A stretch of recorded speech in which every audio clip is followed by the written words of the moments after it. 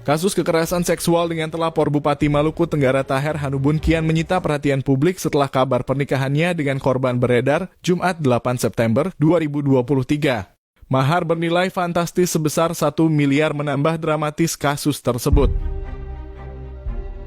Para aktivis perempuan pun menggelar forum diskusi membahas kasus TPKS itu.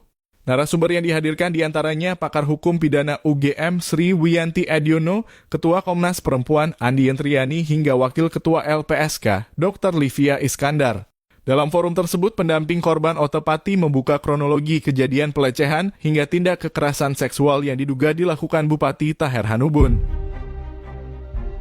Satu di antaranya fakta kejadian yang bersumber dari penuturan korban adalah rekaman suara saat Bupati yang mencoba meminta hingga memaksa korban untuk melepas pakaian.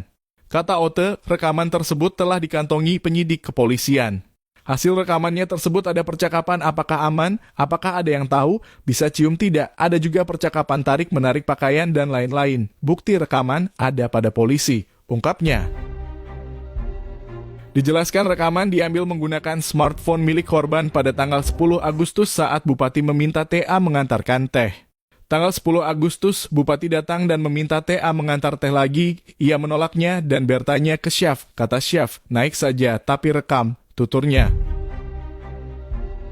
Pada kali ketiga ini, TA berhasil melarikan diri karena pintu utama ruangan terbuka dan dibantu pelayan kafe lainnya. Kata dia, karena berhasil kabur dan bersembunyi di gudang sampai kondisi aman, TA dipecat beberapa hari kemudian. Usai kejadian ketiga itu, TA dipecat. Untuk itu, TA mencari jalan melaporkan kasus ini, tandasnya. Dihimpun, inilah deretan fakta kejadian yang bersumber dari korban. 1. Korban baru 3 bulan bekerja terhitung kejadian pelecehan pertama di bulan April 2022. 2. Korban pertama kali bertemu dengan Bupati di bulan April saat digelar buka puasa bersama. 3. Kejadian pertama juga di April, korban dilecehkan. 4. Kejadian kedua di Juni, korban mengalami kekerasan seksual. 5. Kejadian ketiga di Agustus, korban coba dirudapksa, namun korban berhasil kabur. 6. Di awal September korban dipecat dari pekerjaannya.